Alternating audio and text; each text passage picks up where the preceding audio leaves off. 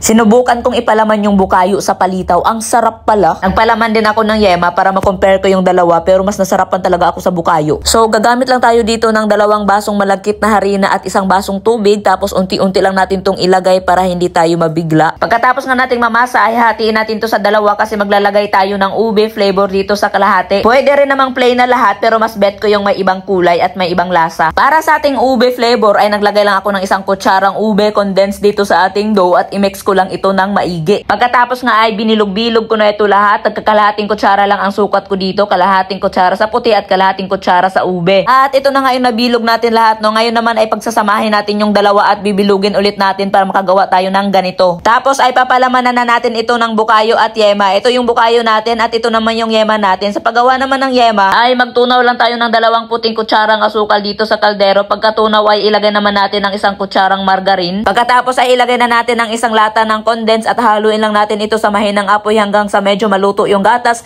At pagka medyo maluto na ngayong gatas ay ilagay na natin yung 1/4 cup na tubig. At lulutuin ulit natin to hanggang sa mag-simmer at lumapot ng ganito. Malabnaw pa nga to pero okay na din to. Palamigin lang natin para mas tumigas pa to. Ganito na yung itsura ng yema pagkalamig. Mas nag-set pa siya. Ngayon naman ay magpalaman na tayo. Halos lahat pala ay napalamanan ko na. Nag-iwan na lang ako ng 2 para maipakita ko dito. At itong ang ginagawa ko ay bukayo ito. At itong huling pambilog ang ipalaman nga natin dito ay yung yema. Ang dami naman ng palaman na nilalagay ko ay tansyahan lang. Wala nang sukat-sukat since pangkain lang namin ito. Pagkatapos nga nating malagyan palaman lahat ay lulutuin na natin ito sa kumukulong tubig. At habang niluluto nga ay piniprepare naman natin itong yelo. Para pagkaluto ng palitaw ay ibababad na natin dito. At lumutang na nga yung mga palitaw natin o indikasyon na luto na ito. Pero hayaan muna natin to ng 1 to 2 minutes dito sa kumukulong tubig para lutong-luto talaga. After 2 minutes ay hinango na nga natin ito at nilipat na natin dito sa malamig na tubig para ibabad. Maganda kasi to kasi sa tulong ng malamig na yelo ay nagiging firm yung palitaw at hindi na siya madulas at hindi na rin siya magdikit-dikit. At habang binababad nga natin yung mga palitaw ay gagawa naman tayo ng pang-coat. Dito nga ay naglagay lang ako ng 2 kutsarang asukal na puti, budbud at desiccated coconut. Pinaghalo-halo ko lang ito. Ito palang coat na ito ay kinulang ako dito kaya naman ay gumawa ulit ako ng bago, same sukat lang. So bali times 2 pala ito. Ngayon naman ay i-drain na natin itong mga palitaw ng maigi at i-coat na natin ito sa ating coating. Tingnan nyo naman yan, hindi na talaga siya dumidikit sa aking kamay kahit anong hawak ko pa. Ngayon naman ay lalagyan na natin siya ng dahon. Optional lang itong dahon, pwede naman kahit wala, pero mas maganda kasi siyang tingnan kapag may ganito, lalo na kung pambenta. May natira pang pang-coat, ilagay natin ito dito sa gitna para dun sa mga taong kakain at gusto pang magdagdag ng ganitong toppings.